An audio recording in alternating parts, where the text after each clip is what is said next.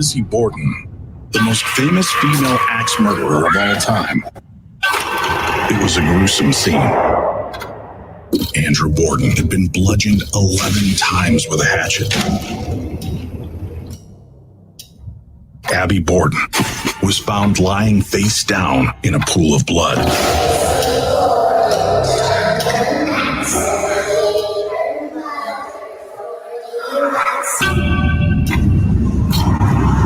Just pulled into the infamous Lizzie Borden murder house, a feeding ground for dark energy. We know why we're here.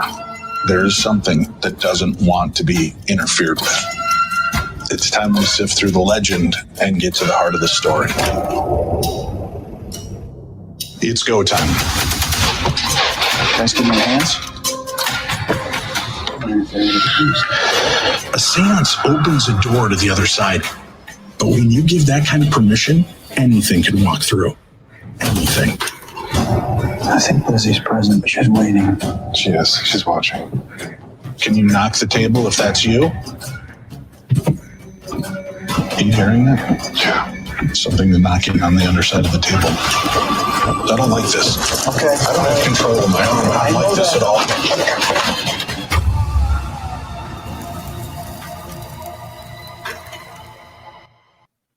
Hello and welcome. You're tuned in to the best in paranormal talk radio. This is Darkness Radio. I'm your host, Dave Schrader. Along with me today, we have Sam Baltrusis and Chris Fleming joining me to discuss the brand new Discovery Plus program, The Curse of Lizzie Borden. And this was a brand new shock doc. I was asked to be a part of this program earlier this year. It was, actually late part of last year. They had this concept of us going to the Lizzie Borden house to investigate.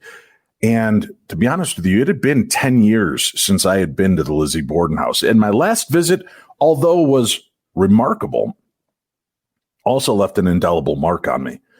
It was one of the more unnerving circumstances I've ever been in.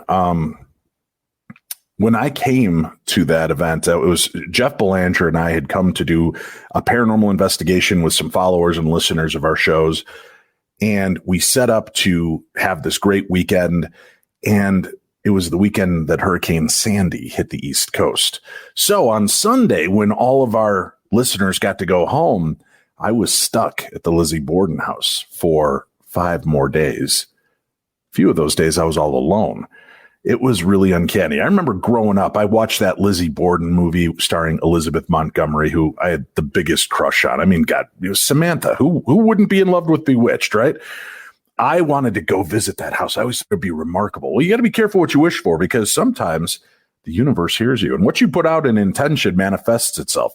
And I got to stay at the Lizzie Borden house. I couldn't leave the Lizzie Borden house, and I had some really strange events unravel, and we're going to talk a little bit about that. That's one thing that we tease in the documentary, the shock doc. Chris Fleming and I both visited, but at different times, and both had very impactful moments, but we never talk about it. You never hear what we had happen, really. I think there's a quick flash for Chris, and they play an EVP he captured, or a DVP, direct voice phenomena, but we never get into it. So we're going to cover that tonight. But when I was asked to do this, they said, well, we'd like you to go with a medium. And, obviously, Cindy Kaza you work with on Holzer files. Should we get her in on this? And then they checked, and they're like, oh, she's actually filming a few other shock docs with Steve Shippey. So I figured, well, if that cheating whore is going to do other documentaries without me, then I'm going to bring in the second best looking medium in the entire universe. And he's one of my best friends. Ladies and gentlemen, Chris Fleming. Hey, Chris. Hey, Dave. How you doing? Thanks for having me, buddy. I'm doing well. It was great to get this opportunity. You and I have known each other going on almost 17 years now. Right. And we've done Ghost Adventures Live, their Halloween specials twice, but have never appeared on scene together. We did Paranormal Challenge, where you were a guest judge, but we never got to investigate together. And when they asked me if I had a medium in mind, I immediately said Chris Fleming. And they wanted to involve you in this. Do you remember getting that first phone call? Not from me, but from the network asking if you'd like to be a part of this? Yeah, wasn't it like within like a week before you guys were filming? It might have been. It might have been. You called me too. After I talked to them, and we both said it would be great to work together on something like this because we've investigated before a lot of your events and stuff like that. So it was a chance for us to put our heads together. I said, "Well, I'm there, buddy. If you want me there, I'm there." So I'm so glad that I came. I am too. And we're going to get into it in a few minutes. I want to hear some of your experiences when you had visited the Lizzie Borden house prior. Yeah. But what was a great surprise to us, obviously I was introduced to this woman, Luann, and she had been getting really compelling EVP from the Lizzie Borden house for a long time. And it was really good. As a matter of fact, I'm really bummed that they didn't play more of her independent EVP because she had some other really creepy things. Now I understand we have the constraints of a TV show. You've only got so much time you can fill. Right. And, just reviewing EVPs may not be as compelling, especially when it wasn't part of our investigation. Right. So they had Luann hooked up with me to do this. You were going to be the medium to come in. And then they said, oh, by the way, we're going to have a talking head segment. We're going to have a guest come on. He's only going to be with you guys for one segment to talk about his connection to the Borden family and tell you a little bit about the story and history as he knows it and some of the paranormal activity he's dealt with. And we're like, oh, that'd be fantastic. There's somebody actually related to the Borden family. We get to have him on the show. They're like, yeah. So they bring this guy in. He knocks you and I out with what he was doing in that first visit. Right. And I remember I turned when we were done with the scene, I turned to the director and our producer, Kay and Mary, and I said, we got to keep him on the show. Oh my God, this guy's a gold mine. He has such a great connection. He's empathic. He channels. Chris is a great medium. He loves the tech. So between what he can bring and what Sam can bring with this connection, we've got our trigger object. And I remember they said, well, I don't know what his schedule's like. We're going to have to ask him. And then they went over and talked. And then joining our little trio, it became a, what's the word? When you have a quad, four of you, there's a quadtuplets. I don't know. Suddenly we had a new friend to investigate with. Ladies and gentlemen, let me bring him into the stream as well. Sam Baltrusis. Sam, welcome to the show. Hey, fellas. How are you? Doing good, buddy. Thanks for joining us. Now, when you came in with the expectations of just talking to us about the murder, giving us some insights into the Borden family. When we asked you to stay on, were you a little surprised by that? I was, but I also think that this was a calling for me, guys. So it was like I was called into this, and even the call, because I got a call about a week beforehand as well, and they're like, "Hey, we want you to be a part of this case." I'm like, "Well, I'm working on another project. I can't, commit too much time." And they're like, "Well." And they just told me like the direction of what they were looking for. They wanted it to be something completely different, not the typical Lizzie Borden show. And then when I came on set, it just was like magic when I was in the room with you guys, and the spirits were desperate to communicate. Well, it was really amazing the way when you came in and started to tap into what's going on there. Obviously, Chris was there as a medium to try to understand what's going on, but you had that missing piece of the puzzle for us. Now, I talked about it at the beginning of the show, and I want to warn people that are listening at home to the podcast or watching us here as we're doing this episode. I am in a hotel in an undisclosed location because I'm filming a new TV series, and I have this time to do this. But there are people walking through the hallways. There are the maids and matrons, whatever they're called, that are cleaning the rooms and vacuuming. And so if you start hearing weird shit, it's not ghosts. I promise, folks. It's simply workers or drunk people in the hallways of the hotel that I'm in. So I just want to put that up front so I don't get a bunch of email later. Oh my God, when Sam was saying that, I heard this demonic growl. No, it was just a vacuum cleaner out in the hallway. But I was mentioning, I went to the Lizzie Borden house 10 years ago. I got stuck there because of Hurricane Sandy, and that sounds horrible. I was very happy to be there, but it was really creepy. I remember sleeping in the room where Abigail Borden had been murdered. And at one point I woke up and my arm is dangling off the bed on the side where her body was. I'm a full grown male adult.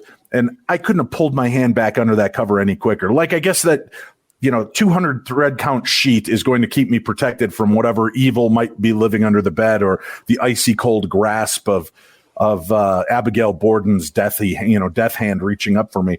But it was really weird. You just get this vibe when you're in the house. And I actually, during my stay, a group showed up, and Leanne Wilbur, who is one of the former co-owners of the Lizzie Borden house. And if you watch through the entire episode, we do dedicate this shock doc to her. She passed away just days after the sale went through of the Lizzie Borden house. She'll be missed, but she was so sweet.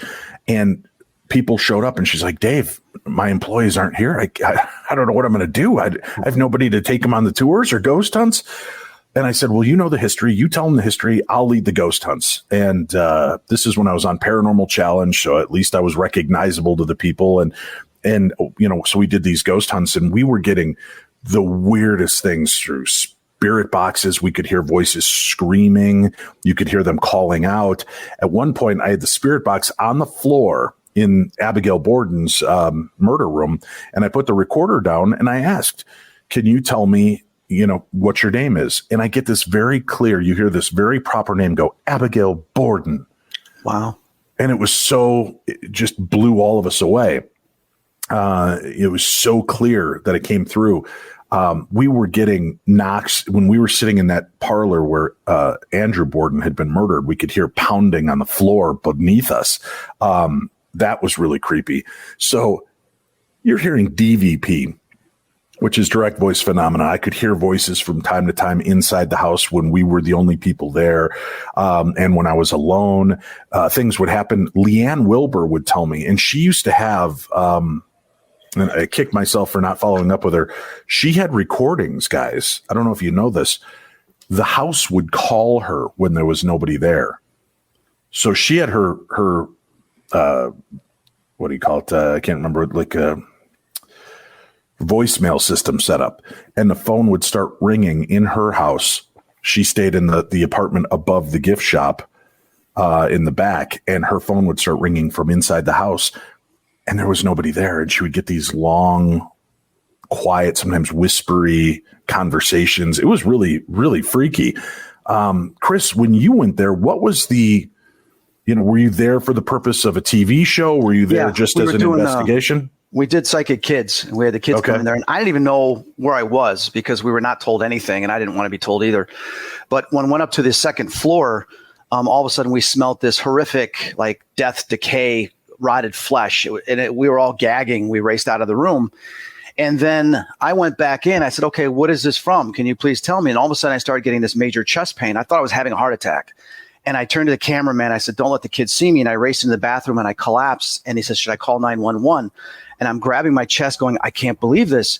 And then all of a sudden I was hearing all these voices in my head.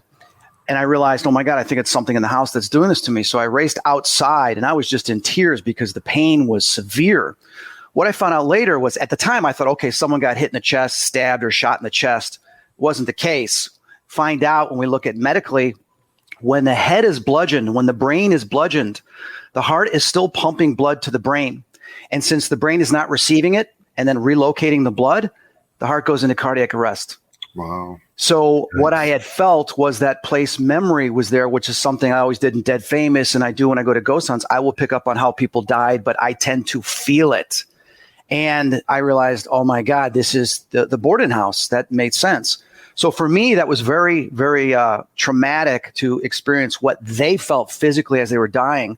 But then the second thing was, when we were done filming, crew left. I said, I had my own little rental car. I said, I want to hang out and I want to try to communicate with Andrew about what happened to him. So I'm filming and, did you do it? And you hear, it wasn't me. And there's an extension of that clip where I turn to where it came from. I go, you didn't do it? You didn't do it? And you hear this no from the woman. They didn't use that part. So for me, it was like, I've got Lizzie Borden telling me she didn't do it. So I've always had that for the last 10 years, and I've always wanted to go back to confront that even further. And that's why I was glad to be there. Well, we're going to, I'm going to take you to task in a little bit, Chris Fleming. And I want to talk to you about that place memory and reliving horrific things, because obviously I did something that I'd never done before in this episode, and it left me really unnerved. Still does. Rewatching it, it's really uncomfortable for me. And while filming the new series I'm on, I just had something very traumatic happen to me. And I reach out to Chris about it. He's like, "Oh yeah, I guess I should have told you that can happen to you now." So we'll get into that in a little bit. Again, information that would have been helpful before I had it happen, but we'll talk about that. Sam, you've been to the Lizzie Borden house a ton of times and have come in, but you only recently, you haven't known your whole life that you were actually related to the Borden family, correct? Yeah, so the connection to the Borden house goes back many years. I mean, I was a journalist for many years. So the first article I wrote for Newsweek that was on the bed and breakfast, the Borden murders. So I've always been, I guess, fascinated, but also kind of a little terrified by the case.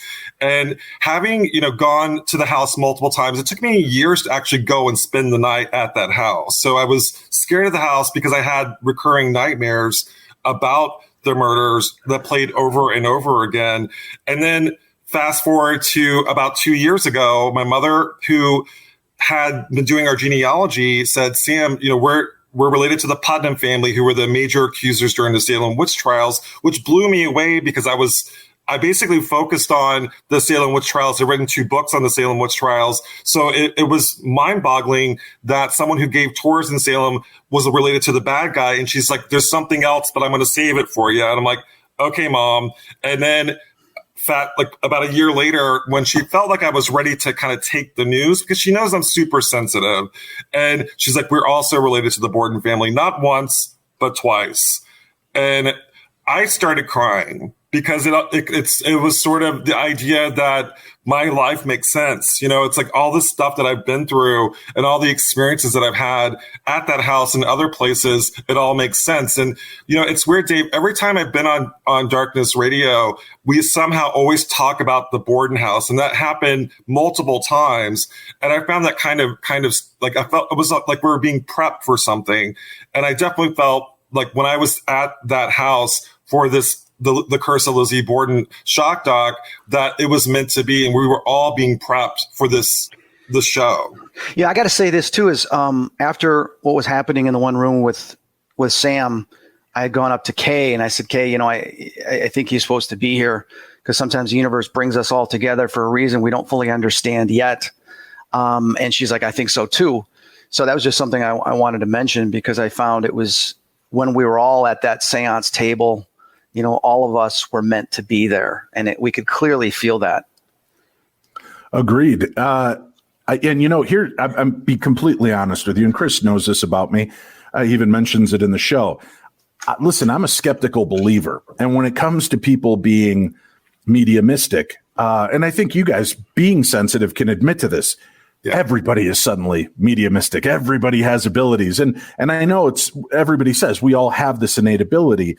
It's just working that muscle.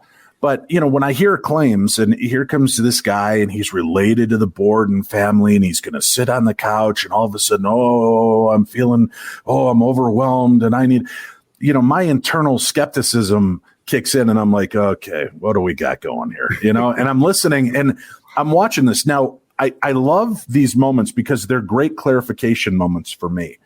And unfortunately, this is one of those double-edged swords. The clarification moment was amazing, but tragic at the same time.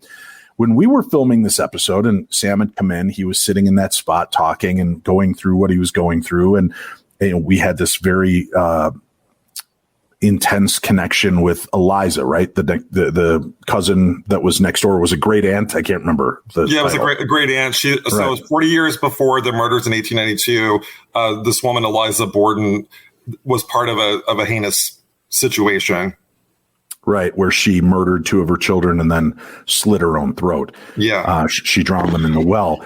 Horrific story. We hear this and Sam connects with this. Now, again, I don't know who I'm dealing with here in the fact of his abilities. I've never really been around Sam to have him display this. And I'm watching and, we're filming a TV show. So I have no way to call him out because I don't know if what he's seeing is real or not. And then we get done with this. It's very intense. And then Chris gets overwhelmed and he's like, guys, I got I just got to get out of here. I got to go clear my head. And this was the aha moment for me about Sam Baltrusis, folks. You know, we all have those moments when it just clicks and you realize that what you're dealing with and the person you're dealing with is on. Chris walks out and Sam goes, there's a very strong presence here, very strong presence with Chris. I feel it's a male, like a father figure. Reggie, does that name make sense? And I'm thinking, well, Reggie Fleming, right? Chris Fleming's dad, famous NHL player. Chris talks about him all the time on social media. This isn't a real surprise. Whatever. Yeah, Sam. Yeah, you're right. It's his dad. And I'm just, whatever. I'll placate you. Let's just move on because I know this isn't going to be in the episode, so it doesn't matter. So we sit there and we listen to this. And then as this episode progressed and we're getting deeper into the weirdness and just how dark this story really is, the next day, Chris receives a phone call and I come walking in and I'm, trying to be upbeat and I go over and I'm like, hey, buddy, what's going on? And he tells me what happened. And what was interesting to me was when you said his father is here, but not for Chris. He's here to support Chris because Chris has another family member in medical crisis. Yeah.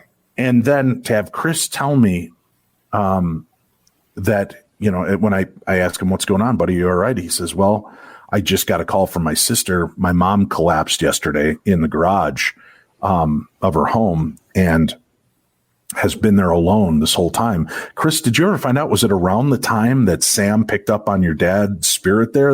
Is that around the time your mom collapsed in the garage? It was around the time that, from what we gather, it was like the day before or whatever. It was when I had walked out of the house, when I just felt I couldn't breathe. And here you have happened.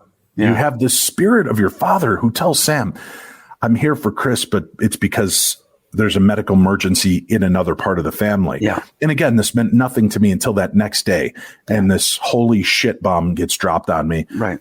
And, I talked to Chris and I said, Chris sometimes picking at the evil things, do you think there's any chance that this might have affected your mom? And when you said, yeah, I said, well, do you think we should mention this to the director? Do you think, this is, because obviously it was just like we all got hit in the face with a plank of wood. Yeah. And you were kind enough to share that because I wanted people to realize that there are inherent dangers to doing what we do. It's not all just going in and glitz and glamour of ghost hunting and getting to go sign autographs somewhere later. Sometimes there's repercussions to the actions we take. So your mom collapsed. You were willing to talk about it on camera. Talk to us a little bit about that, if you would. I mean, now you've had time to reflect on this. Yeah, what happened was there's a pet sitter that comes to clean the cat's boxes, and luckily she came earlier that day and found my mom actually in the kitchen, unconscious, and she tried to revive her. And my mom was out of it. She said she was like completely delirious, talking about the past, present, future, just saying stuff that didn't make sense. So they took her to the hospital. They don't know why she collapsed. She was severely dehydrated. She may have been there for a day. But it's good that they found her. She was in the hospital for 2 months, almost 2 months in a care center for 2 months. And she had actually broken her knee from the fall. And she's never really fully recovered from that knee. She went back in the hospital for a blood clot, actually 2 weeks ago, severe blood clot. So that has caused, lasting effects. For something like that, it is something that when my stepdad was alive, my mom they would see these black masses, they would see stuff. And my mom had an incident 4 years ago where something was trying to attach itself to her. But the crazy thing too is which wasn't on there. I also got a phone call from my girlfriend at the time, had a horrific nightmare that night that someone came into the house with this big like hatchet or knife, was chasing after her daughter. She's trying to save her daughter and it killed a cat. So I told her, I said, oh my God, they're coming after you in the dreams too. They came after my mom. And I had this horrific nightmare and this blackness that was covering me when I was in the hotel room the first night. I was trying to take a nap. So it's like, it's definitely, there's something trying to keep us away. So I realized when you turned to me, you said, do you want to go back home? I said, no, that's what they want. They want me to go back to try to protect everybody. So I'm not here. I have to stay. Yeah, I give you a lot of credit for that because that was a tough decision to make. And I applaud the fact that you wanted to stand up to whatever was here and what was going on with your family. Obviously, it became a very emotional moment because we had talked about Eliza and the drowning of the children and the fact that those spirits were still there. That overwhelmed me as a father of course. And then as we're talking about this and you share that element of your story, and to the credit of the production and director, they allowed us to have that human moment, which I really appreciated. It was, it's tough to watch that scene again. And I don't think there's any one of us here or from anybody I've read the amazing comments online about the show. I don't think there's anybody that had a dry eye in that moment. It really affected us. And we had to break up for about an hour and a half for everybody to kind of collect ourselves. And then we got back together to decide if we were going to move forward with this investigation. There was something your mother had said as well, Chris, and I don't think they ended up touching on it in the episode, but wasn't she saying something and we ended up having like a connection to that during the episode? Because she was, like you said, she was kind of talking about the past, present, and future. Yeah. I can't remember. I know she was saying something that it was kind of relevant to what we had going on. It was like the man is upstairs. Who's the man upstairs?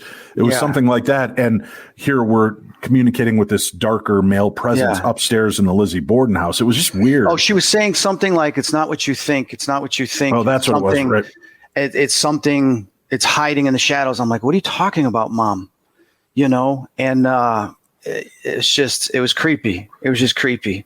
Have you talked to your mom since then? Does she remember having like almost like a spiritual She doesn't remember connection anything. to you? No. She told me she doesn't know what happened. All she remembers is being, woken up by the sitter, and next thing you know, she's in the hospital. She has no memory of it. Terrifying.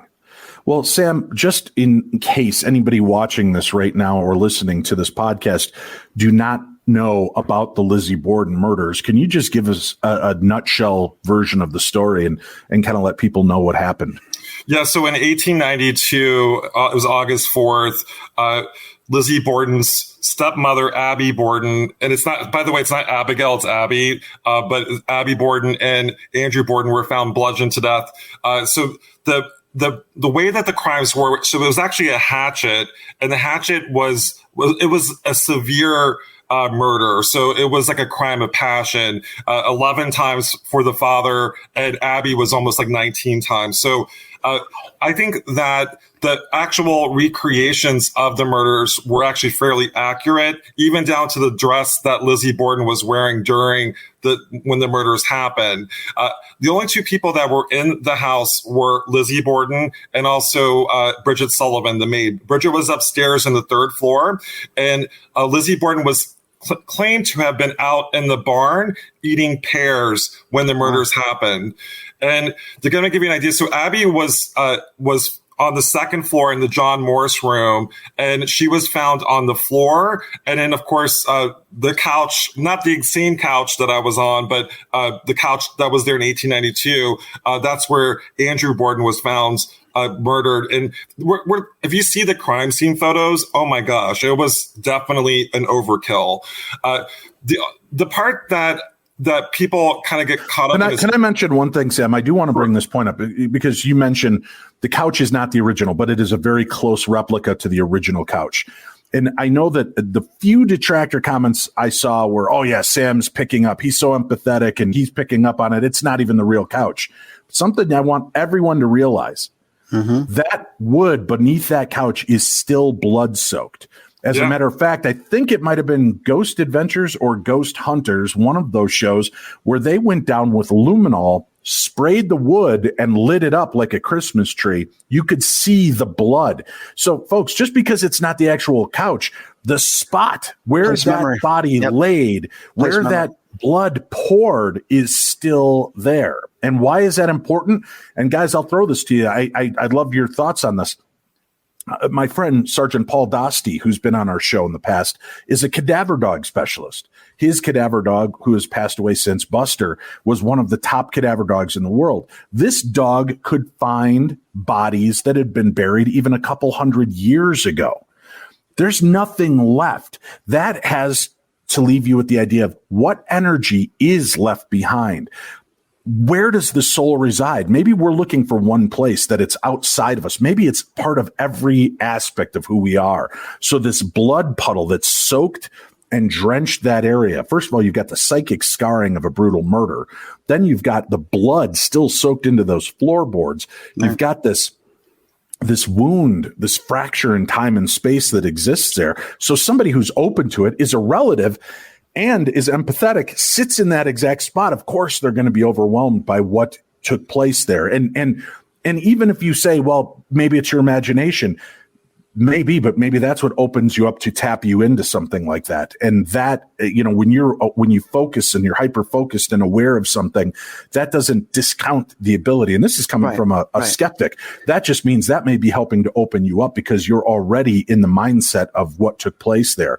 So Sam, I just wanted to stand up for you in that fact that there's every reason. But guys, when a dog can find blood trails outside where it has rained and snowed for 100 years and it can still follow, that tells you that there is an energy left behind by the human being and that even animals can pick that up. So the thing is, scientifically, parapsychologist, psychologist William Roll had coined the term place memory. And place memory is a past event, trauma, death, whatever it might be, can be recorded in inanimate objects. Some of the most, absorbent tend to be obviously stone and wood, natural elements, but steel can also contain those emotions and that trauma. So what Dave has been saying is that even though the couch isn't there, where Sam's foot is, where our feet are, right underneath that wood, that is the original floor that has absorbed that trauma, but also absorbed the actual blood from that murder. Horrific. So I just wanted to cover that. Thank you for backing up on that. Now, Sam, so this murder takes place, 2 brutal murders, 2 viable suspects. You've got Bridget, the maid. You've got Lizzie, the daughter. Obviously, Emma was considered at one point, but she was far away. John Morse, the uncle, was considered. And I don't think they briefly touch on it, but they don't give any background to it. John Morse, the uncle, was a butcher. Yeah. He had been staying there, and he was relieved of suspicion because of his very detailed, and in my opinion, overly detailed account of where he was. He knew the badge number of the cop he stopped and talked to. He knew the number of the bus that drove by. He knew every aspect of that as though he was trying to distance himself from that crime as far as he could. So where do you believe in the fact of John Morse being a viable suspect because of how detailed he was? Do you think he was at least aware of this murder?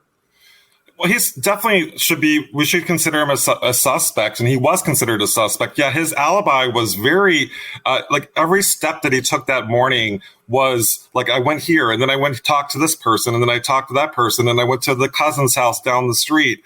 So it was almost like he knew that he had to have an alibi. Now, the thing with John actually normally stayed on the 3rd floor when he visited the family, and he was staying on the 2nd floor in what is called the John Morse room, where Abby was murdered. He stayed in that room, but also after the murders, he spent the night in the same room. To me, that's suspicious. You sleep in the room where someone was murdered, and you can have a good night's sleep in that room. Like, why wouldn't you move to another room or to stay with another family member? But he actually slept in that room the night of the murders. And also too, it was suspicious why he was there.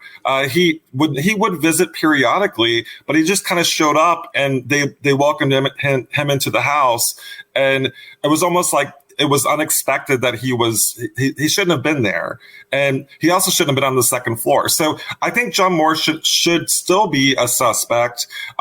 We do know that he has an alibi, but we also think, the alibi is fishy, and we should, as people who focus on this case, really consider him as a viable option when it comes to the perpetrator. So this murder takes place. We've referred to it, and I hate to keep giving any kind of notice to him, but it was the OJ trial of its time. It was a spectacle. It captured the attention of the world because it was so heinous in nature. This unravels. Lizzie is eventually, she could hire the dream team. She had the best of the best. They get her off. She's acquitted of this crime. She moves from that house, buys another house a mile across town, she calls Maplecroft, and that is where she lives out the remainder of her days. To me, that was always very telling and ballsy. Man, you talk about a woman ahead of her time. If you're an innocent and you're just going to, even innocent or guilty, the last place I want to stay is in the town where most of the people there believe I'm guilty of murdering my own family. But she was defiant, man. She dug her heels in. And it also tells me something, and I think all three of us can really feel for this, is this woman makes a shit ton of money from this murder. Yeah. And she spends a lot of it helping people. She helps animals too. Animals and people. And it showed a completely different caring side, which again, I guess if you're looking to cover your tracks would be a really good thing to do. But it just didn't seem like she was covering. I don't know. Even after this, like I said at the end of the episode, I'm not here to put a button on this and say this is who committed this murder. And I don't think really that who did it is as important as the fact that it happened and that there are tortured souls. And if Lizzie Borden is innocent of this crime, to have your name dragged through the mud for 140 years and to, be considered the suspect, that's got to be tragic. And this woman, folks, you remember that cute little rhyme. Lizzie Borden took an axe, gave her mother 40 whacks. When she saw what she had done, gave her father 41. That didn't happen in the 1970s when I was a kid and heard that song. That song was circulating at the time of the murder. Wow. Kids were outside doing hopscotch in front of the Maplecroft singing that song out loud. Could you imagine the torture of hearing a song about you mocking you the whole time? So there were many victims of these crimes. But Sam, we have to go to break in a minute, but I just want to point out something. I hope you don't mind me saying this. Talk about tragedy in a family. So you're related to the Borden family, which means you're related to Eliza next door, who murdered her children and took her own life. You're related to Elizabeth Borden, who reportedly murdered her father and stepmother. You're also related to another very tragic soul in history with Marilyn Monroe and another murderer with Eileen Wuornos. Yep. And so, this is at what point I got to know, at what point do you think, holy shit, I should not be trusted alone? Because I would worry that bloodline's coming through my family. Well, the joke was like, because you were like, well, Sam, I don't know if you should stay the night in the bed and breakfast because of your history. Yeah. But I think that if you look at, I believe in the family curse, and I feel like what we did and what we're doing is undoing all the hurt and all the pain. I know from my personal experience, I had an attachment that nearly killed me. So I know that I am predisposed to having, being taken over by a dark force. And not to say because I am DNA, Lizzie was, and so everybody else, but I will say that if you look at our lineage, it's stained with blood. I mean, not only do we have Eliza, but we have Sarah Maria Cornell, who was featured in the show as well. We have Eileen Wuornos. We have Marilyn Monroe. We have to me, the biggest case involves Thomas Cornell supposedly murdering his mother, Rebecca Briggs Cornell. And they have a child. And this is how I'm connected to Lizzie Borden, is her mother, Sarah Earle, had a child named Innocent. And they called her Innocent because her father was innocent. He did not kill his mother, and he was hanged in the 1600s. So there's more.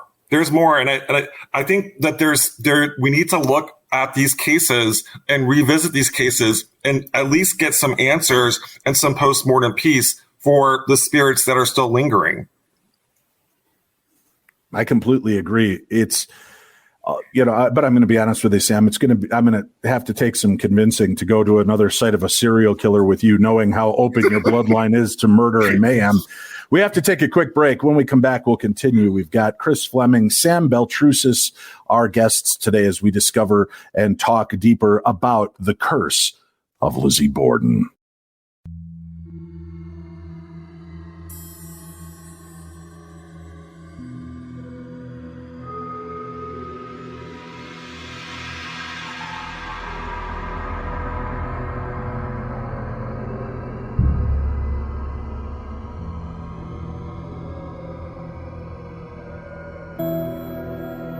Hello, welcome back to the program. This is the best in paranormal talk radio. I'm Dave Schrader. This is Darkness Radio.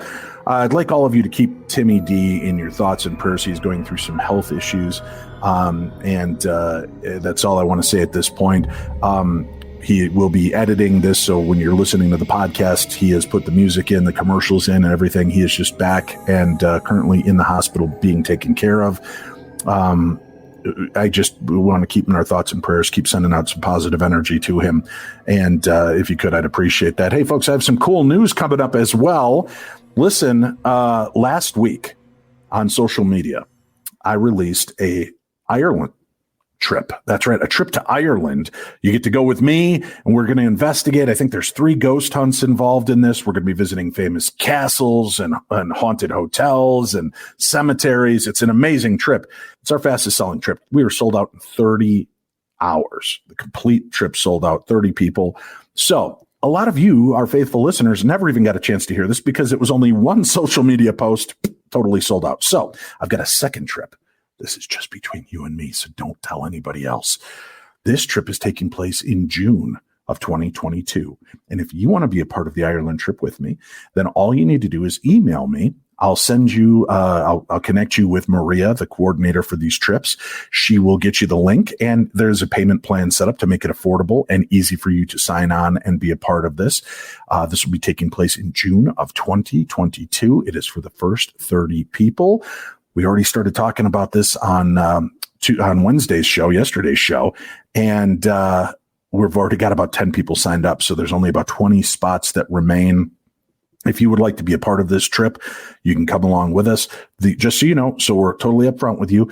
There is, I think, breakfast is included on the trip each day, and then there'll be one group dinner. The rest you're on your own for. And you need to take care of your own airfare. But the price of admission will get you into the ghost hunts, get you the tour bus, the tour guides, get us access into all of the different amazing places we're going to go. It's a fantastic trip. I'm excited to go back out and do this. I'm going to be doing 3 trips next year. Scotland sold out in September. Ireland sold out in October. We've added the second Ireland trip in June. This, I'm confident, is going to be sold out just through word of mouth on the radio show very quickly. So if you'd like to be a part of that, email me, dave@darknessradio.com. Maria will reach back out to you and show you how to sign up for this. And I hope to see you in Ireland. Now we're here. We're talking about the Curse of Lizzie Borden. The Curse of Lizzie Borden is a shock doc that is taking place on Discovery Plus and Discovery Plus UK. On that shock doc, you will see 2 delightful friends of mine, longtime friend Chris Fleming, the psychic medium, and a more recent but new beautiful friend, Sam Baltrusis, as well. All of us working on other projects in the paranormal field. So we had a chance, guys, not only to investigate the house, but we went to the woods where John Morse had lived at one point to investigate. Now, I want to be transparent to our audience. There are a lot of things that don't make the final cut because we can't definitively put our finger on what happened. We saw what happened in the documentary, and I'll have Chris and Sam talk about that. And then I'm going to talk about something that I captured on film that did not air. And I'm still very bothered by this, but I want to talk to you guys as we're out there. We're obviously hearing things moving around in the woods around us. We capture what appear to be 2 eyes, 2 glowing eyes. Now, again, we're in the woods. It's no stretch that this could be an animal, but we heard no noise. Just the eyes were there, and then they weren't. You guys are doing spirit box sessions. We're doing EVP sessions.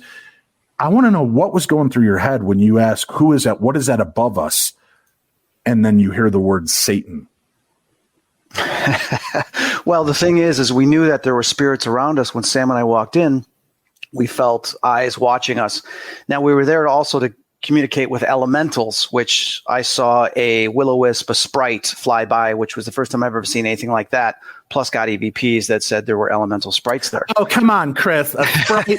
It's the woods. Everyone knows it's a firefly. Well, folks, it could have been a 7-Up. It was the woods in February with snow on the ground and ice cold. There's no flipping fireflies out there. So I just exactly. Oh, come on, Chris Fleming. Exactly. It was pretty freaking amazing. And Sam was there. It tells me it was a will-o-wisp. So I was blown away by that. But we had other type of entities that were coming forward, and a lot of negative entities started coming forward.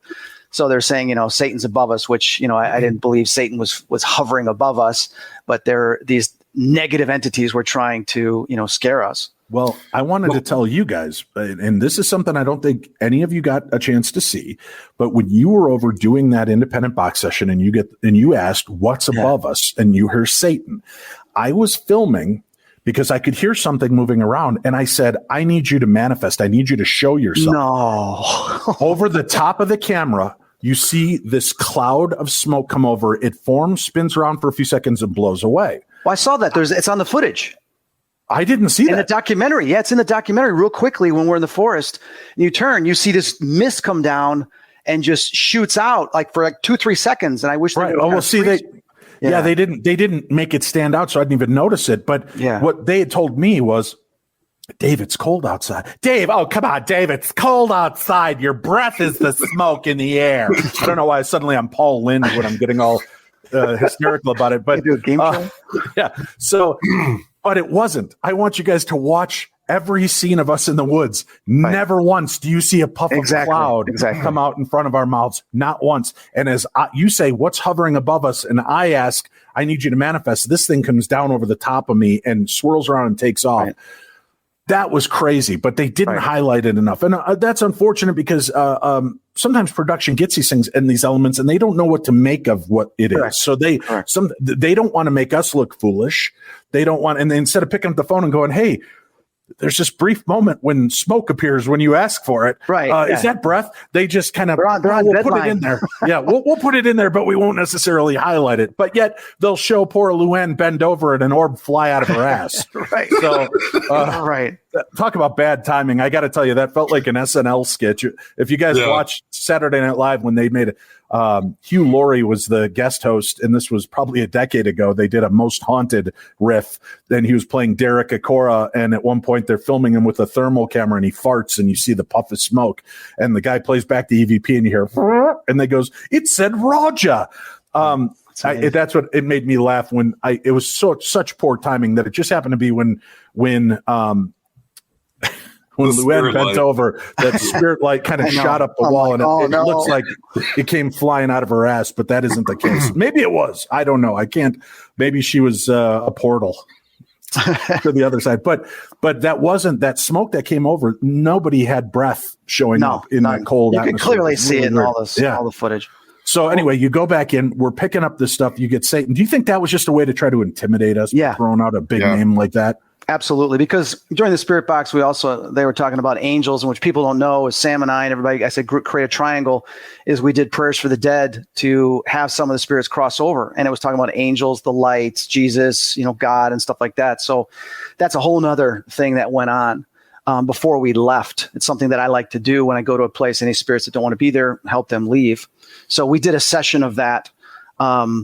So what happens is you're going to have negative stuff, but like Sam had said, there's probably was rituals there at one point, and that residue and those entities through the portals or whatever Dominion, could still be there. Well, Sam, talk to us about that area, because people don't realize it's not just Eliza and Lizzie Borden's house.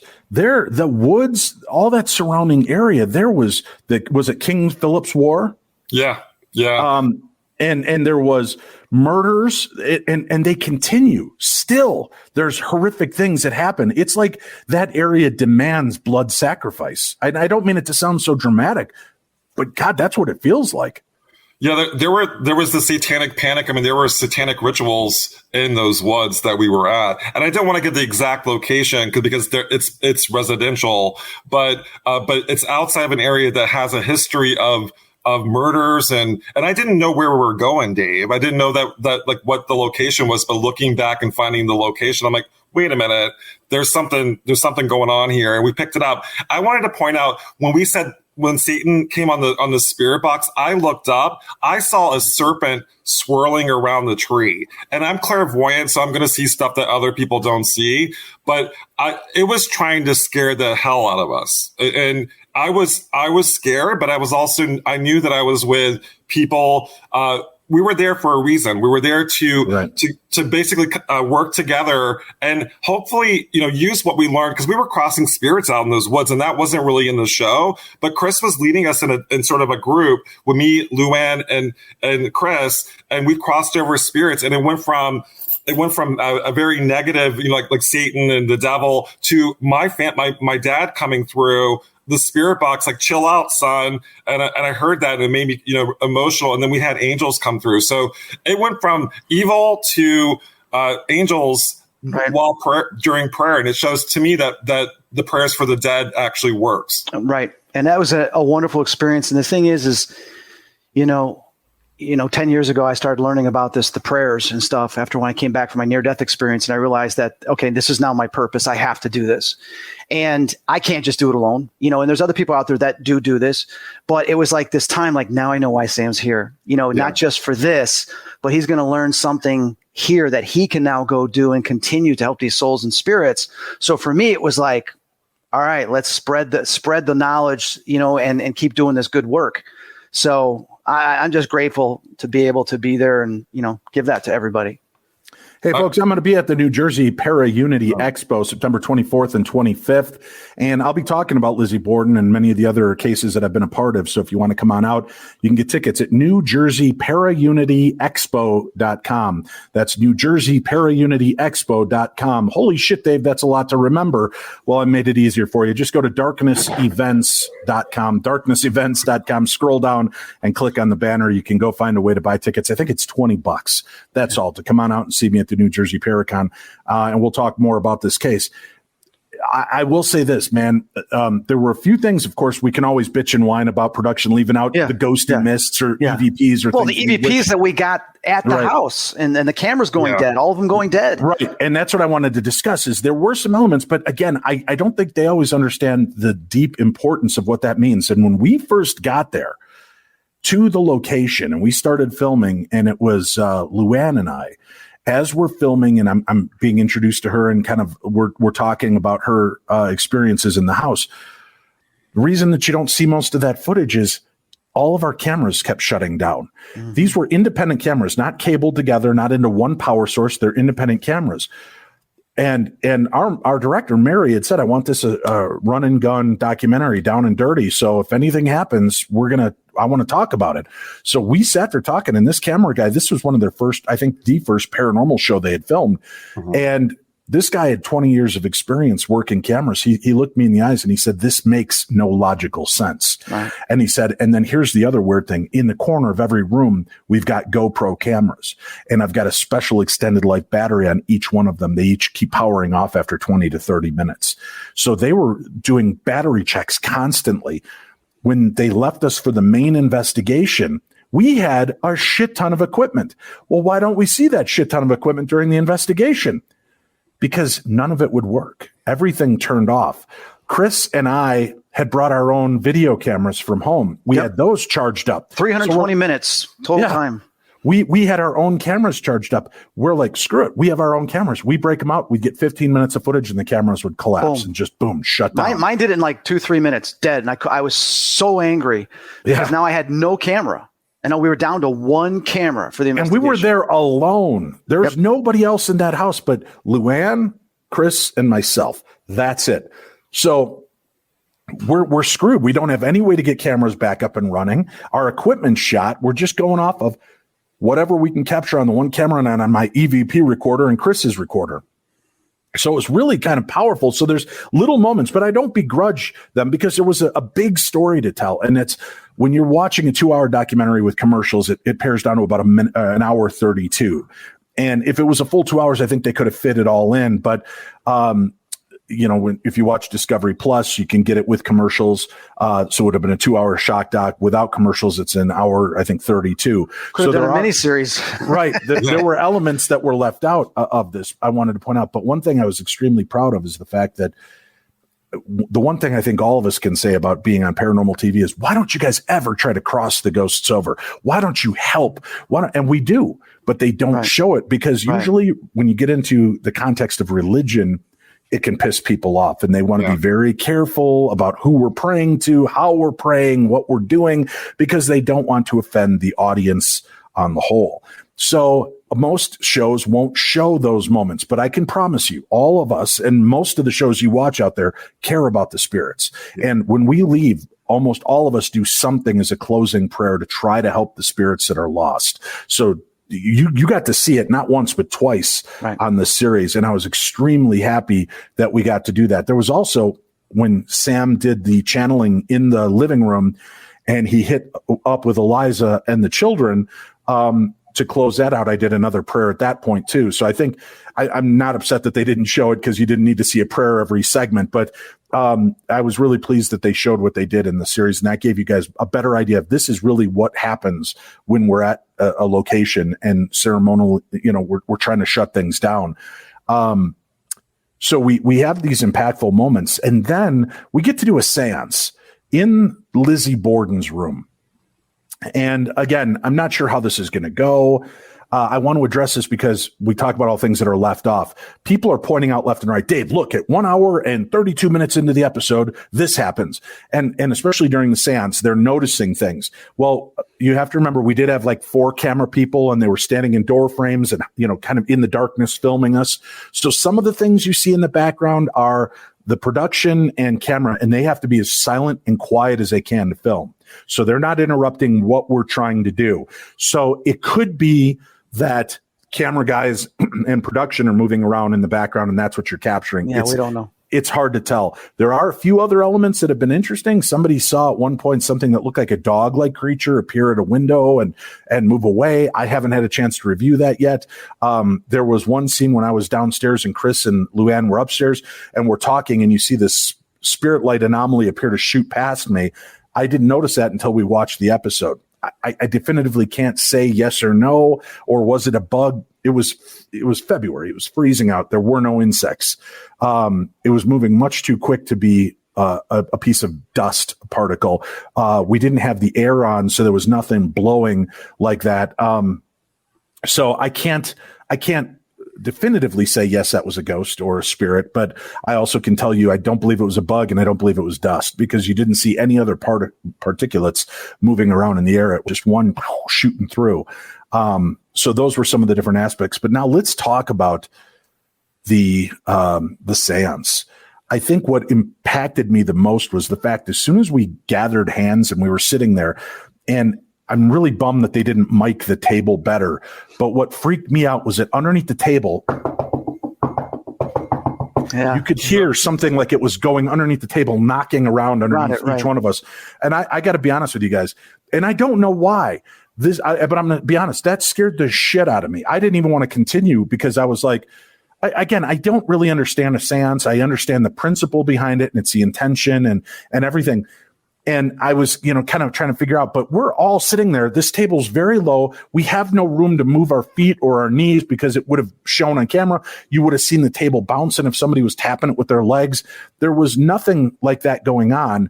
But to hear that, and as it's just screwing with us underneath the table, that was really unnerving to me. And after all the things I've seen and experienced, you think, well, why was that so scary?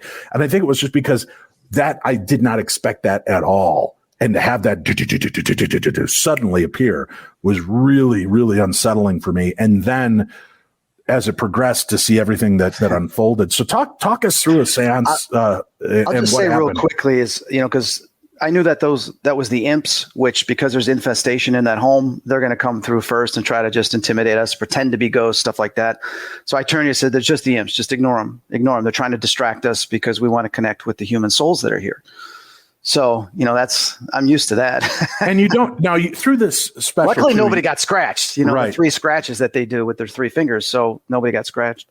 Now, folks, sometimes you don't hear some of the things like imps. The other thing, which we talked a lot about, remember, that was blood-soaked area. There's also elemental creatures called puckwudgies. Yeah. And I think the reason nobody refers to them in the show is because the name is so ridiculous, right? Right. If they were razor teeth or, the darklings, it would have made the episode. But something called a puckwudgie just sounds like a fat little, hamster, something you wouldn't be afraid of. Right. But they're known to possess, and they're known to influence. And we had a big discussion as, could the puckwudgies be something that infected people in that area and caused them to do dark things? But again, I think networks hearing a name like puckwudgie, that just doesn't sound... It doesn't sound scary enough, right? So let's just leave that alone, and we'll talk about dark energy. Makes a lot more sense to put it across, because let's face it, in all honesty, if we would have been talking about the puckwudgies, many people that had no clue what that was would have thought, A, we made it up, or B, that we must be high, because nothing is called a puckwudgie. You're standing at the wrong place at a hockey game. Right, exactly. Yeah. Whoa! Or as I watched your father do in many fights on the NHL ice, giving somebody a puck wedgie. That's a different thing altogether. Right. But so you believed it was the imps and things moving about. Absolutely. So we make connection in there, and it didn't just start immediately. The knocking did, but then of course they edit down to give you the highlights from that experience, because we were there probably about an hour, almost 90 minutes doing that seance. People don't realize moments. Too is, I'm holding Dave's hand, my left hand, and all of a sudden the hand starts shaking, and Dave's like, "Are you okay, buddy?" And I'm like, "Yeah." He's like, "Well, your hand's shaking." I said, "No, that's your hand, Dave." Yeah. I thought you were jiggling my hand legitimately. I thought you were like trying to get my attention. So I think there's even a picture. Let me see if I don't know if I've got that one on here. I don't think I do. But there's a picture where you see everybody else's closed eyes and looking down, and you see me going, where I'm looking up over the top of my glasses, because I thought you were trying to alert me to something in the room because my hand starts shaking. Right. That was a very disturbing moment, because obviously working with Cindy Keza, she does automatic writing. She's always in control, and she'll write at blinding speeds, and you could see stuff coming out. I've never had that happen. I went in open, and when I set that intention before going in, I want to open myself, my mind, my body to this experience. I meant so that I could fully be in it, as opposed to just witnessing.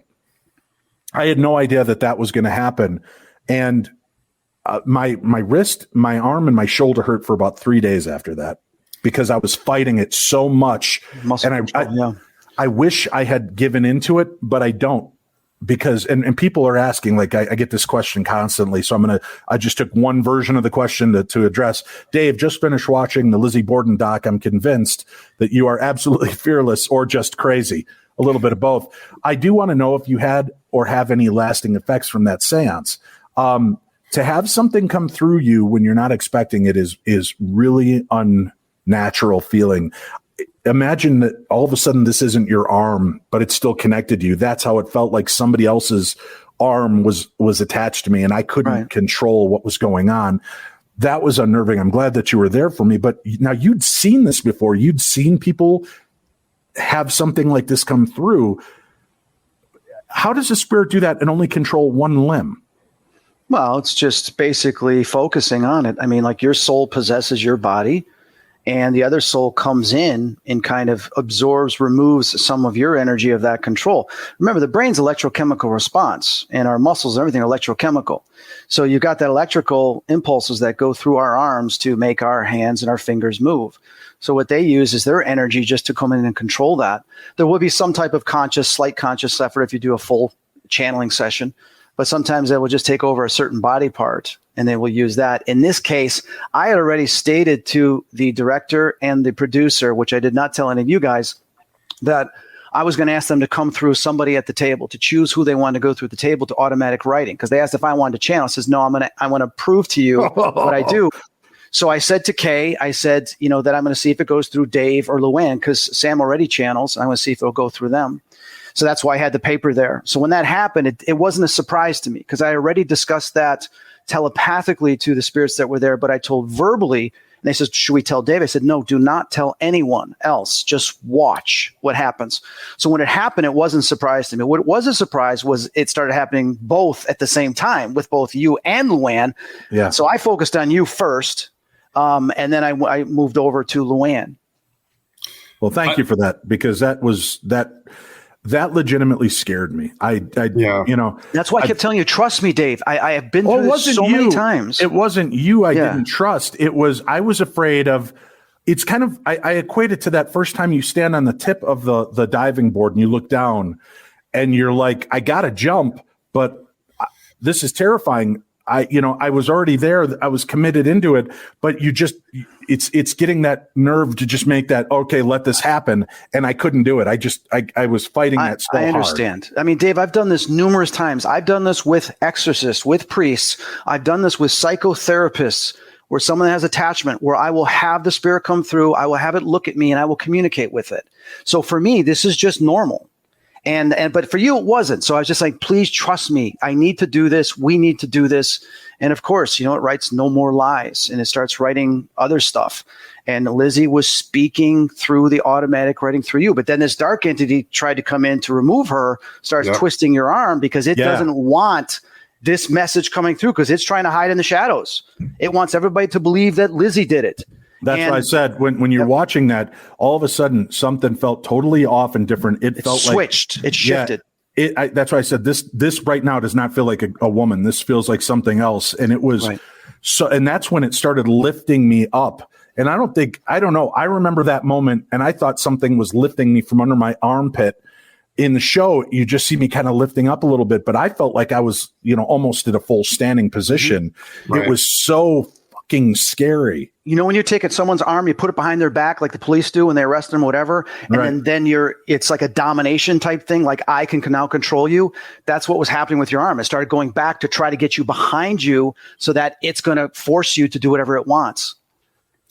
And just to validate everything that you just said, I mean, while you were going through this, Dave, I was feeling your energy and I was picking it up. So when you were contorting, I was contorting with you, and I was like feeling the pain in the back. It was a horror. It was horrible. It was a horrible feeling. But I was also really proud of you for for going there and allowing yourself to be open to experience what we experience on a regular basis.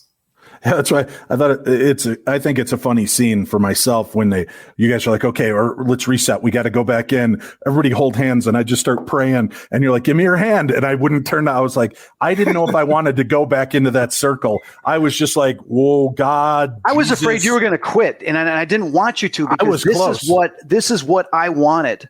And it was happening. And then the pen broke, and I'm like, give me another pen. Hurry, hurry, hurry. So everybody's rushing around to find another pen. And then the dark thing, there was like two things. There was with a man, and then this dark thing that started coming through Luann. And that was one of the fallen. And that was the thing that I wanted to talk to. That was the thing that I wanted to remove from that place. And then together we started doing prayers to remove that, because it had to be removed. It could no longer be there. This place needed to heal. It needed to release the shackles on these spirits that were still there. And it was like keeping them there in this cycle of fear and terror and trauma that needed to be removed. Agreed. It was a very powerful moment for all of us, bonded us in an interesting way. I don't know that I'm in any hurry to have that happen to me again. Although I will say this, I can't give any details yet. I am out filming a new series, Cindy Keza and myself, along with a couple other team members. And we're filming in one area, primarily looking into a bunch of different things that are taking place. And I had a very traumatic experience 2 nights ago that dropped me to my knees. Wow. I thought I was dying. I literally thought, oh shit, this is it. I'm having, here I come, Elizabeth. This is the big one, right? I'm having a Fred Sanford moment, and I hit the knees. I thought I was having a heart attack. I was brought in to the hospital, and that's all I can say about that. Nothing physiological, thankfully, happened. It was terrifying. And then I contact Chris, Sam, and I'm like, I had the scare. I sent him a picture. He's like, oh my God, are you okay? Is it your heart? And I'm like, no, I'm fine. As a matter of fact, the doctor said for my age and weight, they were kind of impressed that I'm in as good of health as I am. There was no problems. I didn't have a stroke. I didn't have a heart attack. But it was very scary. And then Chris goes, oh yeah, I meant to tell you after we did that. Now that you're kind of open, these things can, what'd you say? They have easier access to you? Well, the thing is, because I raised your awareness and consciousness, and you came in contact, literally with the spirit realm within inside you, it opens up you to a higher consciousness as well as a connection. This is something I've known for a long time in my life. When I've done seances, other people have had this now happen to them. Some of my best friends that never had experiences, after having experience with me, they start to have experiences. Same thing happened with Gail Porter doing Dead Famous. After some of the things that occurred with me and me putting my hand on her, after that, she was able to start hearing the voices and seeing spirits too, which we had to kind of keep quiet the remaining of the season. Right. But this is something that occurs no different than someone that has a near-death experience, goes the other side and comes back, now has a high sense of intuition, dreams that come true, premonitions, that type of stuff. Because you are now connecting with your higher self and the higher part of you that is all-knowing. So that fragment of that is now inside you that is more aware, more perceptive to these things. So you're going to have more experiences. Yeah. Well, that's, and it's funny because as an investigator, I've watched shows and I'm like, come on, all of a sudden the lead investigator is suddenly more sensitive. That seems convenient. But working in this, there's times when Cindy and I will walk into a place and I'll say, what are you picking up on? She looks at me and she goes, what are you picking up on? And I'll look at her and I'm like, why do you ask? She goes, because I know you're sensing something. Just talk about it. And I'm like, yeah, but I'm not the sensitive. She goes, Dave, you're very sensitive. Stop fighting it. And she's trying to teach me to walk into this light as well and do this. Not that I'm fully mediumistic in any way, shape, or form, but I certainly can sense different things going into it. But for people, again, we take what we do very seriously. We do a lot of prayer. We do a lot of closing ceremonies. Everybody wants to know, did I do anything? Did Chris do anything to help me? And yes, and I do have a photograph. Chris did help me afterwards, try to exorcise the demon from me. So I had to wrestle it just like a rancher. That's right. For those of you watching the video, you got to see it. For those of you only listening to the podcast, shame on you. What I will do is I'm going to put up a picture. I took pictures of each one of the slips of paper that were somewhat legible for my automatic writing. So I'm going to put them up. If you go to darknessradio.com, go to the news tab, you'll see today's date, and underneath will be thumbnails of the pictures. You can click on them to see an enlarged version. I'll put that picture up too, just so you can see the picture of, so for those of you watching again, there it is. Chris Fleming wrestling the demon out of me. We had, you have this instance where we're communicating. We did the prayers. We did this kind of clearing. We invited Eliza and her two children in. We invited spirits into this circle with us that we created to help them cross over.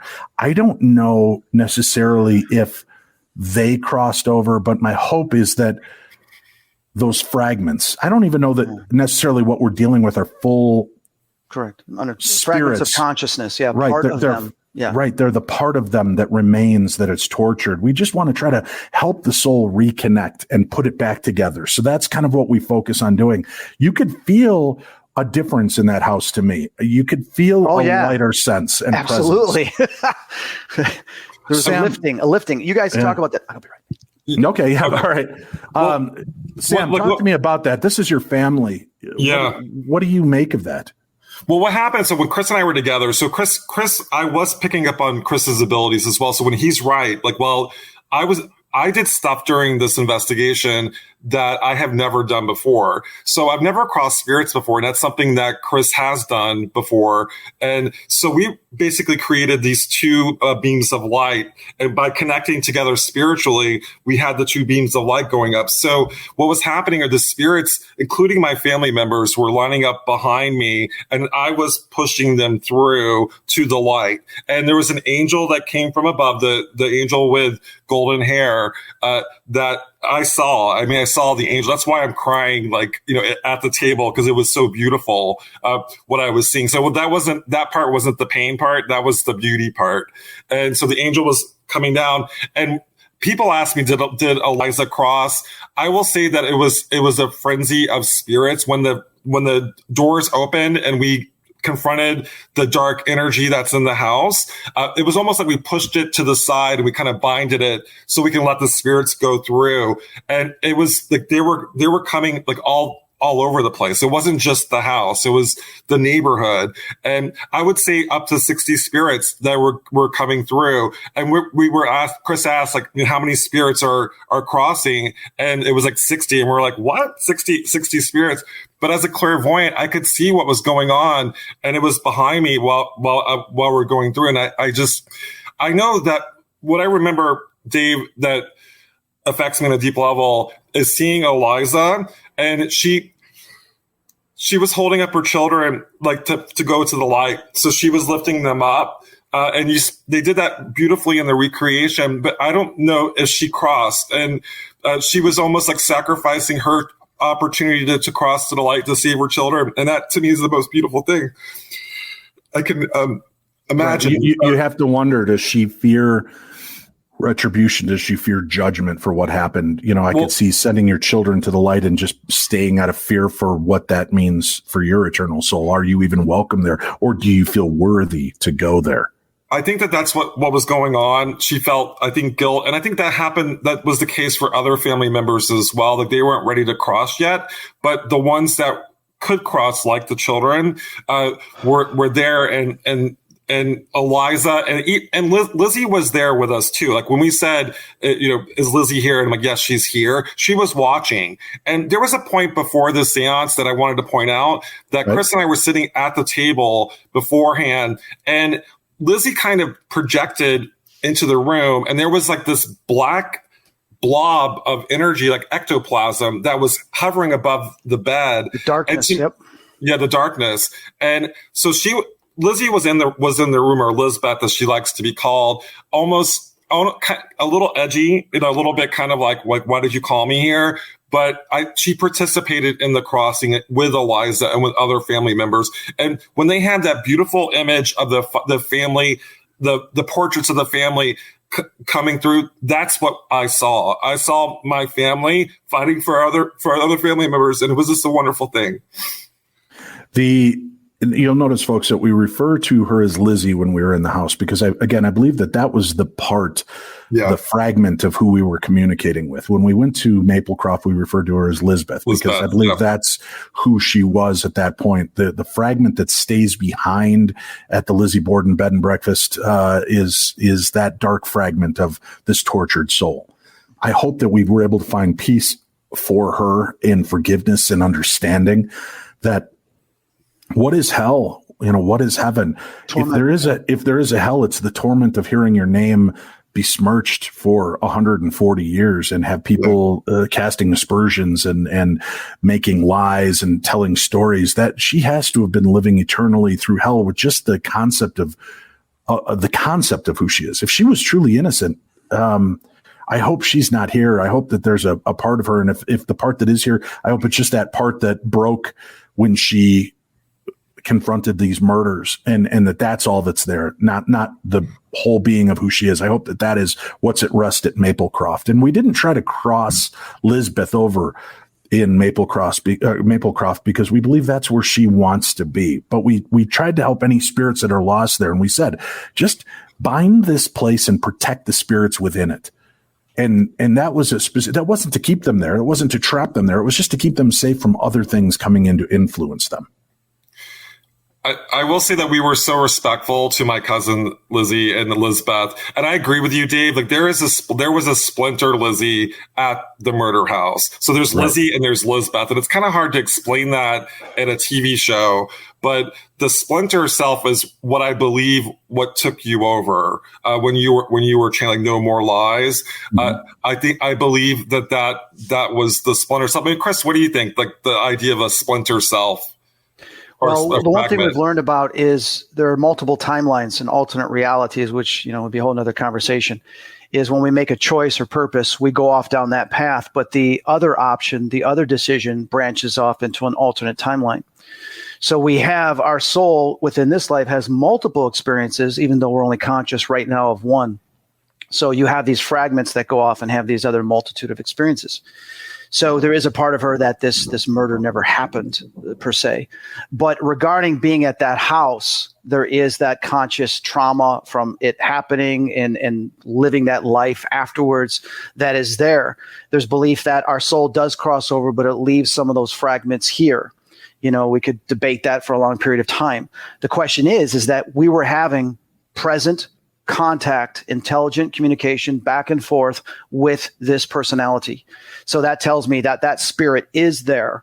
Can it be in multiple places same time? Absolutely. But for us, it doesn't matter. It's like that fragment, that part of Lizzie is what we wanted to communicate with and try to help. And help we did, I think. Yeah. I felt you could feel it. Yeah, a pressure release off of me. It was amazing.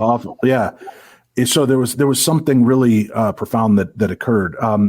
Luann was not able to join us today. You guys came in last minute. I had another guest that we were scheduled to be with and couldn't be here. So I appreciate you guys joining me for this revisiting of the Curse of Lizzie Borden. Again, folks, just so you know, you can find the program on Discovery Plus, The Curse of Lizzie Borden, Discovery Plus and Discovery Plus UK. That's Discovery Plus and Discovery Plus UK with Sam Baltrusis, me, Dave Schrader, Luann Jolly, Chris Fleming. And I don't know if it's going to be visiting Travel TV. I'm hoping maybe in October, maybe during Ghosttober, it'll air on TV and you'll, if you haven't had a chance to see it. But again, folks, I can't suggest it enough. Right now, first of all, for 7-day free trial. Go watch the 7-day free trial. Watch The Curse of Lizzie Borden. Watch the 2 seasons of the Holzer Files, and then see all the great programming that's underneath that umbrella of paranormal, of there's cooking, there's paranormal, there's travel, there's true crime.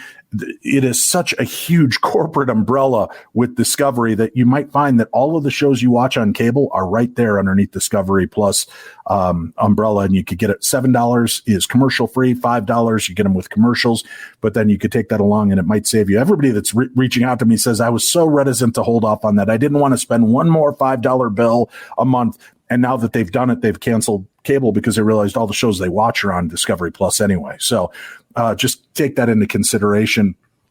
Guys, as we're wrapping up this episode, Sam, obviously this is your family. This is something you take very seriously. It's not just a lark for a TV show. What is the big takeaway for you from the Curse of Lizzie Borden documentary? I just think that this is the beginning of something big, Dave, for me. I think that this was the first layer, and we removed that first layer, but there's so much pain and so much darkness in my family lineage. And I think I was able to do that with your help and with Chris's help and with Luann's help. And so to me, this is the beginning. And I also think that, also too, that we didn't really talk about, there was retaliation as well. So I did, after the seance and after we went home, I was attacked by the darkness a few weeks later, and Chris worked with me through that, and we actually ended up getting it removed by a shaman. So can you talk a little bit about that? When you say attacked, let people know what you were going through, would you? Yeah. So we talked about Eliza, crossing over the children. There was one of the children that didn't cross, and it was the little boy Holder, who apparently stayed with me. So the entity was going after me to get the boy. It wanted the boy, and I was protecting the boy. And so I was in bed. I woke up, and I had this hand around my mouth with long fingernails, and I just remember seeing blackness. But the reason why I woke up was because I heard a voice say, "Sam, wake up! Sam, wake up!" And it sounded like Chris Fleming. I was like, "Is that Chris?" And this, people say that it was my spirit guides, wake up, because I was in danger. So I wake up and I immediately put what I call a crystal shield of protection, and I kind of banished the entity. And then it went to my friend Joni, who's my co-host on my radio show, Paranormal Rewind, and she had it removed. So it was a horrible attack. It attacked me while I was asleep, which is when you're most vulnerable. So for people that want to keep up with you, the different projects in your podcast, they can check you out at sambaltrusis.com. And again, we'll have a link up for Sam on today's program guide, sambaltrusis.com. And that way you can keep up, and you've got a lot of cool stuff. Is there anything else you can tell us about TV wise that's coming out? Yeah. So because of this project, it kind of opened up a whole, slew of opportunities for me. So I'm going to be on several shows in a documentary, which I can't give details about, but I'm also working as a producer on the TV show called A Haunting. And I was on A Haunting, the 100th episode, and talking about an attachment that nearly killed me, and being able to be on the other side of the camera and to have these stories be told in a very powerful way has the gift of storytelling, and also doing it with accuracy and respect is something that I love doing. So yeah, I'm now a producer on the TV show of A Haunting, and that's coming out on Discovery Plus, season 11. So look for that. Awesome. Congratulations, Sam. It's always a pleasure catching up with you. Thank you so much for coming on and spending some time with us today on the program. Thank you so much. It's always great. Chris Fleming, what's your takeaway from doing this documentary? You're getting a chance to revisit a place that really impacted you 10 years ago. Well, the interesting thing was obviously to come in contact with Lizzie again and some of the other spirits that were there. The biggest thing for me too, which on a side note was I had been researching and investigating this darkness this consciousness that exists within another realm that we've called the devil, Satan, all these other things. And its presence was there, which is ironic. And during that seance, when we had the device, I said, what is this darkness? And it said pure evil. And that is exactly what it was in this vision that I had 2 years ago. So for me, it was to greater understand this other realm of where this type of thing comes from. And the responses we had coming back and forth were answering that for me on a personal note. Ironically, it was something that was also there at the Borden house that had caused this over a period of time through generations and affected the populace of that area, which it also does all over the world. So now we have this, you talk about the tree of life, it's here and it branches out. Well, you have this darkness too. It's here and it branches out. And there's all this hierarchy. Now I know exactly where the source is of what is all evil. What are you working on? How can people keep up with you? And are you still doing readings? Can people get a personal reading? I actually have a client here right now. I'm going to be doing a reading. They just showed up. So I do readings throughout the week. You can go just Google Genbook, Genbook, Chris Fleming, and it'll be like the first 2 links that pop up. I'm going to be redoing the website. I'm going to be this week at the Massachusetts Paracon with Sam. I'll be flying Friday, coming back Monday, so I'll be there this weekend. And then I've got October 2nd, I'll be investigating the Cheney Mansion for Paranormal Access event with Brian Murray and Rachel Stratton from the Ghost Hunters A&E. So I'm excited about that event, October 2nd. But besides that, I got to get back on track doing my own podcast, 5 months behind. So I got to crank those out over the next 2 weeks. But people can find your podcast and listen to all the great years of background. What's it? Spirit Talk with Chris Fleming, right? Correct. Yeah. Spirit Talk. You can find it on iTunes, on YouTube, and my website, ChristopherFleming.com, which will get a new facelift within the next 2 months. Excellent. We've got the web link up there for you for ChristopherFleming.com. You can find that. Chris, this was a real treat to get a chance to work with you on screen. I don't think this is the last time they're going to see you and I doing things together. So I'm looking forward to our next adventure, and I hope that it's sooner rather than later. And folks, if you want to see us back together, just keep tagging Discovery and Discovery Plus UK. Let them know that you want to see the two of us work together again, and perhaps even Sam Baltrusis. We can bring the Holy Trinity back out, and the Weird Trinity back out, and get a chance to investigate other locations and other stories, because there's already some that have presented themselves. We're hoping we'll be able to revisit. Chris, take care, buddy. It's great talking to you. You too. Thank you, guys. Have a good day.